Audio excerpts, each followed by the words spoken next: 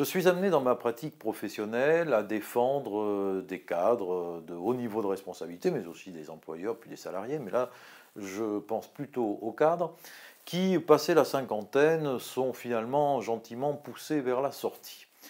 Il est très important pour eux de bien négocier cette sortie. Et je vous invite à rester jusqu'au bout de cette vidéo parce que je vais vous donner à ce moment-là quelques conseils utiles pour justement gérer correctement cette situation. Quelle est cette situation et pourquoi c'est important pour les cadres de bien gérer cette sortie? Très souvent, comme je l'indiquais, à passer un certain âge, l'employeur va utiliser des stratagèmes pour pousser à la sortie des cadres devenus trop âgés ou un peu encombrants ou trop chers tout simplement. Ainsi, on va leur proposer une mutation dans un endroit qui n'est pas forcément leur agrément. On va leur proposer de nouveaux postes avec de nouvelles responsabilités ou tout simplement on va leur indiquer qu'on va les remplacer à leurs fonctions et les laisser comme ça un peu dans le vide pendant une certaine durée qui évidemment va finir par avoir des conséquences sur leur santé. Alors, comme il n'y a pas réellement de motif à un licenciement, l'employeur tourne un peu autour du pot.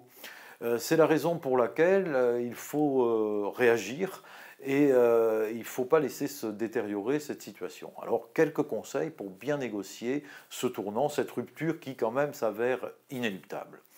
Premier conseil, je dirais, tant qu'on est dans l'entreprise, garder sous le coude tous les documents afférents à son métier, son travail, ses responsabilités, les mails qu'on a pu échanger avec les collègues, le niveau de responsabilité, évidemment se rappeler là tous les contrats avenants qui ont eu lieu, prendre tous les documents nécessaires.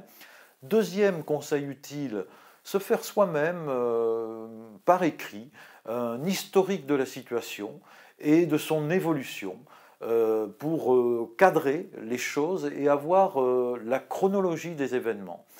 Et enfin, troisième conseil, c'est d'aller prendre immédiatement la tâche d'un avocat spécialisé si possible ou d'un conseil pour avoir à la fois le recul que vous n'aurez pas forcément et avoir aussi la stratégie à mettre en place. Il ne s'agit pas de tendre des pièges, mais il s'agit simplement d'être efficace pour avoir les moyens les plus pertinents pour négocier une sortie qui s'avère inévitable.